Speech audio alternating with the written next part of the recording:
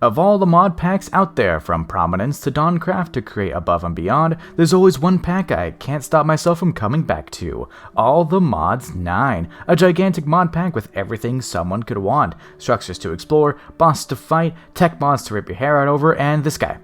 Don't worry about him, he's here forever. I am Bedrock Burger, your local Wizard 101 common theme enthusiast. In this series, it's the third I've started since this channel's beginning. Every time I always switch things up. It's not apparent in this episode, but you'll see. Whenever it comes to mod packs, I do take my time and usually create my own method of automation for things instead of doing silly things like looking up guides. This series will take a bit. Hope you all stick around for the full ride. One last thing is that I did add the Tectonic mod to this pack to allow the world generation to go crazy. The world generation in all the mods 9 is fine, but this will make it better, as I enjoy the Tectonic mod and make sure it's in every pack I do. Anyways, make sure to do the usual subscribing stuff, and let's get into the video. Upon entering this new world, I was greeted by a number of sights, several structures within view, from a coliseum to a wizard tower to a mountain stretching into the sky. I started this world by doing the normal Minecraft beginning nonsense. Punch a tree, crafting table, wood pickaxe, right to stone, mine some iron next to me, wander aimlessly. That's all. In my aimless wanderings, I collected some magical flowers from the Botania mod that I would need later. By later, I mean next episode. I also found a jungle temple made of spruce wood, which had some solid loot including some Banoi slippers, which gave jump boost and negated all fall damage. These things are very OP in the early game. I then explored the wizard tower close by, making sure to disarm the trap. It just had some enchanted books, not too much. I then headed south, making my way to a village. In this pack, you can shift and right click to just pick up villagers.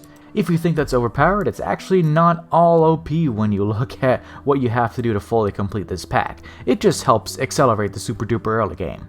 In a pack where you can make diamonds using bees, is picking up a villager really that strong? As I explored, I found a dog. Only a handful of bones, which I did find in the spruce temple chest, was all I needed to make it my friend. I would name it later this episode, as I already had a name in mind. With the new friend, I ventured north and found a pretty solid place to set up camp. I'm pretty picky on locations to settle down, so I look for a better spot for a home soon. While at my small camp, I turned in a bunch of quests I had completed thus far. As rewards for some, I got an iron furnace from the Iron Furnaces mod, which smelted a hair faster than a regular furnace, and could be upgraded further to both accept more power instead of fuel, and smelt faster at higher tiers. The max tier could smelt instantly. I also got an ore hammer, which could break apart raw ores into dusts. The dust could then be smelted into the ingots, effectively doubling the amount. Very nice for early game. When the day rose once more, I began my hunt for the perfect place to settle. With Tectonic, the world generation was insane. I definitely found a good area within this world pretty soon. And I did. About 20 minutes of exploring, I discovered perfection. A fir forest, which I wanted, with a lake to where I could build houses and lodge on top of. I moved everything from my small base camp to the new location, moved my dog, then started a build. The aesthetic I was aiming for was a campground on and around the lake, and so I began, making a small bridge out to the water, leading to where I'd have my storage, as well as the first big goal for this video, a small reactor. I made a sawmill to help, which was like a stonecutter, but for wood. I wish this wasn't vanilla Minecraft. After a bit, I moved the waste stone over to the currently not complete house, naming it the Panino de Carne Lodge. It means meat sandwich in Italian. Meat sandwich, burger, you get it. I took a break from the building and started to explore around, mostly aiming to get materials for a huge part of this pack, something that could be extraordinarily helpful. A backpack. It needed leather and string, so I hunted string mostly as I found cows around. I did find some throughout my travels and was able to craft the backpack when I returned to my lodge. I resumed building, and to top it off I added 2 jack-o'-lanterns right outside where my door was. When I was recording this part, October had just started, so I was feeling spooky. It's not October anymore, it's actually November as this episode goes live, but it still works. After another hour or so of building, I considered this small home complete. I would definitely need to add more homes as this run went on, but this one was a good start. With this small starter house done, it was time to do the other part of this game's title, the mining. I started to dig down to reach diamond level, passing by a ton of ores that I wasn't sure if I need sooner or later. When using FTB vein mine, I discovered my first diamonds. Very nice. I dug them up, and for once in my life, it was a vein of 3. Typically, my first vein that I discover in Worlds is only 1 diamond, so this made me pretty happy. A good sign for this run. I explored caves and found some more diamonds and some small structures with even more loot. When returning home, I had ended with 13 diamonds total. I did want to rust the nether, so I made a diamond pickaxe and mined up some obsidian.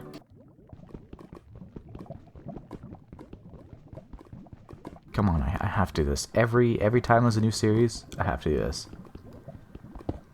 I also did find some uranium underground. Not the power uranium, but the all the ores uranium, which I would need for the reactor I want to make. I returned back to the surface and constructed a nether portal just on the lakeshore. I entered the nether with only one goal: quartz.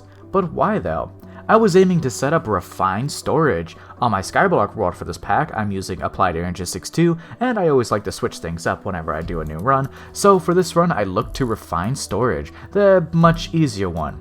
The materials I needed to set up were simple: a handful of diamonds, quartz and iron to make quartz enriched iron, silicon, which was smelted quartz, a handful of redstone, slime, and finally, string. I made the controller, which is the heart of a refined storage network. Power goes in there and everything else just gets attached to the controller. I then made a disk drive, which was where your storage disks went into. Unlike AE2, storage disks in refined storage are in items, not bytes. A lot more easy to understand. A 1K storage disk in refined storage is exactly 1000 items, not 1K bytes, which could be up to 15 or 1600 items, but with a 63 item limit. I hooked the controller up to a wind generator, which I had obtained from a quest earlier. It generated power through wind. The higher up in the world, the better. It was enough to run my controller right now, which was all I needed. I then crafted a grid, which let me view items within my storage. I upgraded it to a crafting grid, which I could use to craft items in as well as view them. I got rewarded a 1K storage part, which was neat. I had a lot more than 1000 items at this point, so all it did was save me some materials as I went to craft a higher capacity one. I crafted up to a 16K storage part, but that wasn't enough to where I'd be comfortable to leave it for now. The issue I ran into was that I was out of string. There was a way to grow string using flax from the supplementaries mod, so that was my goal as I resumed exploring this world. When I was recording this episode, I was in the thick of my Skyblock world, so I have been craving exploration for quite some time. Did I find any flax? Of course I didn't. I did find string though in a mine colony's abandoned village, however, enough to return home. In my exploring, I did find a name tag, so I named my dog after my dog IRL, Wolfie. Now with the string, I was able to craft all the way up to a 64K storage part, which I was satisfied with for now as it was 64,000 items. This is possibly the only time I will mention actually making a storage part, as other times are as the series is ongoing, so they're less important. I don't need to tell you every time I make a 256,000 storage disk, do I? I moved everything into the storage, and it didn't even break 10% full, which is great. With the storage finished for now, I resumed exploring. No reason, I just kind of felt like it. I did find a dungeon, which I went to explore. It mostly had basic early game loot though, nothing crazy or notable. I returned home after about an hour of exploring and crafted an EXP crystal to store my experience in case I die somehow. I don't die though, that's for pansies. I then returned to the nether to get... I forgot what I was going there for. But anyways, I found the nether fortress and looted the heck out of it, finding a ton of good loot, including diamonds, iron, gold, and most importantly, string! Lots of it. When I returned home, I crafted my first phytogenic insulator. It used power and water to grow seeds. In my Skyblock world, my entire resource economy was based around these things, so I knew they were very, very strong. In this run, I would only use these phytos for seeds for materials that I couldn't get easily through other ways. I crafted a sink for the water, then set up the phyto, with a drawer on the bottom, phyto on top, water from above, and power from the front. The power just came from a second wind generator. Refined storage importer on the bottom of the drawer, and it was good to go. I made Inferium seeds from Mystical Agriculture and put them in, as unlike the Skyblock, I need a ton of Insanium to get the star. I would also need another seed for my reactor, but I'll get to that later. Speaking of the reactor, I started to work on that, smelting coal into graphite. I used the graphite to make the components to a simple 3x3x3 reactor, following the questline from Extreme Reactors. The 3x3x3 reactor wasn't too difficult to make, but it wasn't good enough. I sought the 5x5x5 one right now, as any higher would require more investment into reinforced reactor parts, which I didn't want to do just yet. That's the difference between all the mods to the sky and this version, is that they're two different mods, but they do the same thing, except for the reinforced reactor part. The base version, the one I'm playing, requires reinforced reactor parts to get bigger reactors. To the Sky doesn't require the reinforced parts, just regular parts. Seems to be a small difference, but it actually adds up in the long run. To fully finish out the reactor automation, I did need the seed for the fuel first, so I made infusion crystals from Mystical Agriculture to combine 4 Inferium into 1 Prudentium, then 4 Prudentium into a Tertium, then 4 of Tertium into Imperium, the tier of the seed I'd need. I got the 4 Imperium after a bit, then made a pedestal and altars to craft the seed. Place the materials, then give a redstone signal to craft. There's usually particles, but I like less lag, so I turn those off. I made uranium seeds, which could grow into essence that made uranium, the fuel for an extreme reactor. I fully finished the reactor and set up a solo phytogenic insulator purely for uranium. The essence filtered into a crafter from RF Tools, which then went into a drawer, which then had a pipe that went into the reactor. On the other side, a drawer for waste. We here at Bedrock Burger never waste anything.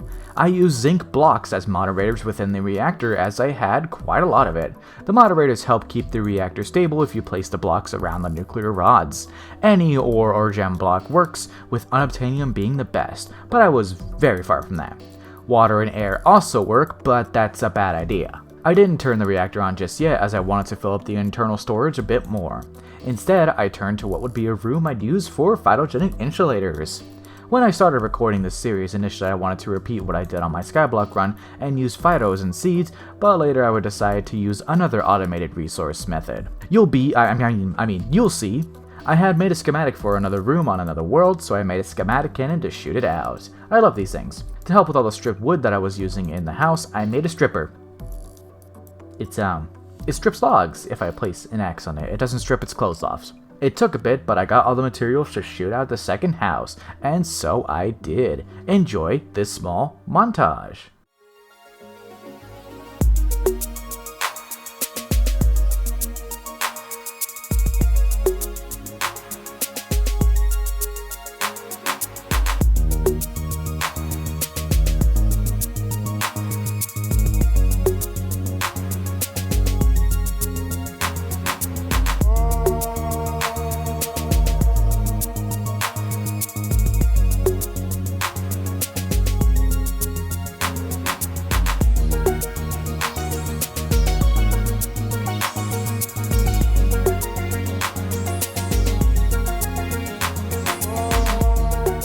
With the building completed, I moved on to another project, a platform for my enchanting setup, then another ramp up to where I would house my resource automation setup.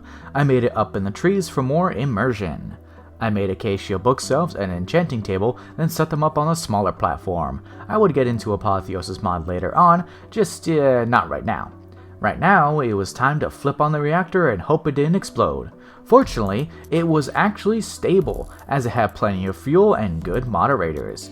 It was making a pretty good 10.97 thousand FE per tick, which was more than enough for where I was at. The big project for this video is now complete. It's the start of a new series, with new episodes every week if I can get on a roll. So we're gonna call it pretty quickly. Thank you all for coming and watching. I hope to see you all in the next one. Bedrock Burger, out.